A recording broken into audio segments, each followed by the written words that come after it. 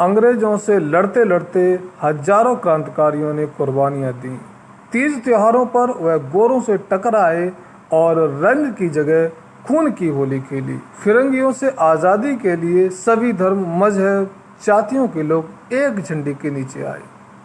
इसमें पुरुषों के साथ महिलाओं ने भी गजब का जज्बा दिखाते हुए गोरों की नींद हराम कर दी थी। 1942 के भारत छोड़ो आंदोलन के समय जब घरों से निकलकर महिलाओं ने ब्रिटिश हुकूमत को चुनौती दी तो अंग्रेजों की सत्ता की नींव भी हिल गई। अंग्रेज समझ गए थे कि अब भारत छोड़ने का समय आ गया है और इस तूफान को लाने वाली वीरांगना थी दिल्ली के सत्याग्रह की शान बहन सत्यवती। वे ही जो जीवित महिला थीं जिन्होंने अपनी संगठन क्षमता एवं अथक परिश्रम से घर की चौखट तक सीमित रहने वाली यानी चूल्हे चौके तक रहने वाली घरेलू महिलाओं को भी सड़कों पर लाकर ब्रिटिश सरकार की नींवों को हिला दिया था। सत्यवती का जन्म अपने नलियाल के ग्राम तलवन, जिला जालंधर, पंजाब में 26 जनवरी 1906 ईस्वी को हुआ था। स्वाधीनता सेनानी एवं सामाजिक परिवर्तन के अग्रदूत स्वामी श्रद्धानंद की वो देवती थीं। उनकी माता श्रीमती वेदवती अत्यंत धार्मिक व सामाजिक कार्यों में सदा सक्रिय रहने वाली महिला थीं। इस प्रकार के साहसी एवं देशभक्ति के संस्कारों से भरे पूरे परिवार में ही वे बड़ी हुईं। उनका विवाह दिल्ली क्लॉथ मिल में कार्यरत एक अधिकारी से हुआ, अतः विवाह के बाद वे दिल्ली में रहने लगीं। वे एक पुत्र तथा एक पुत्री की मां बनी। अपने पति से उन्हें दिल्ली के उद्योगों में कार्यरत श्रमिकों की दुर्दशा की जानकारियां मिलती थीं, जिससे वो बहुत आहत होती मां थीं। इसलिए उनका मातृत्व श्रमिकों की दुर्दशा पर भी जाग उठा। इसलिए वे श्रमिकों के अधिकारों की रक्षा के लिए मैदान में कूद पड़ी। इस प्रकार उन्होंने 1936-37 में दिल्ली में श्रमिक आंदोलन को एक नया मोड़ दिया। उनके उग्र पर सत्य भाषण आम जनता तक पहुंचने लगे। इसलिए वह सत्यवती के भाषणों से घबराकर शासन ने उन पर कई प्रतिबंध लगा दिए, लेकिन वे कैसे भी करके पुलिस को चकमा देते हुए निर्धारित समय तथा निर्धारित स्थान पर पहुंच ही जाती थी। इससे बहन सत्यवती को दिल्ली की महिलाओं तथा युवाओं की आवाज़ बनने में अधिक समय नहीं लगा, बल्कि वे तो उनकी विशेष पहचान बन गईं। हिंदू कॉलेज एवं इंद्रप्रस्थ कन्या विद्यालय के छात्र छात्राएं उनकी एक हुंकार पर सड़क पर आ जाते थे।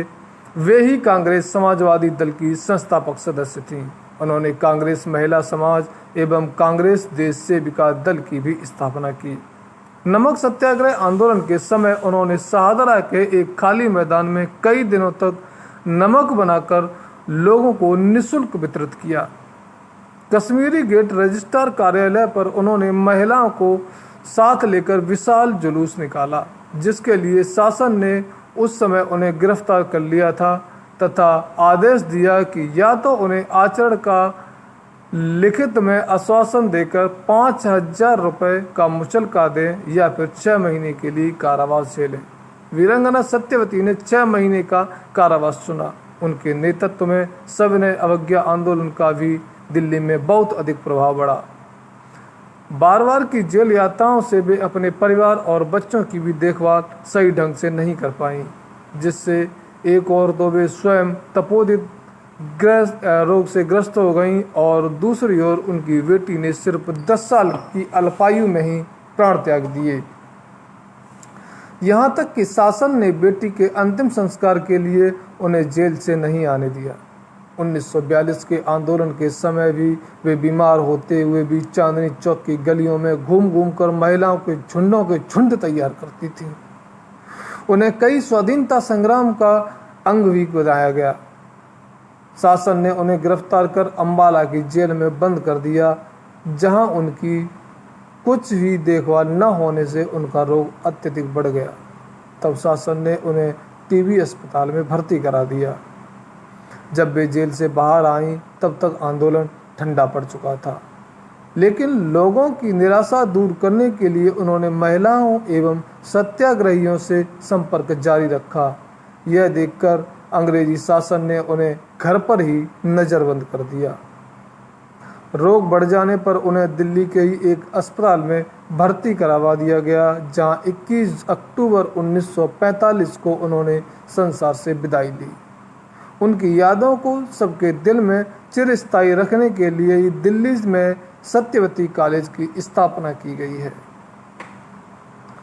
साथियों, ऐसे ही मज़ेदार और वीरांगनाओं की कहानियाँ सुनने के लिए हमारे चैनल को ज़रूर सब्सक्राइब करें और वीडियो को लाइक करें।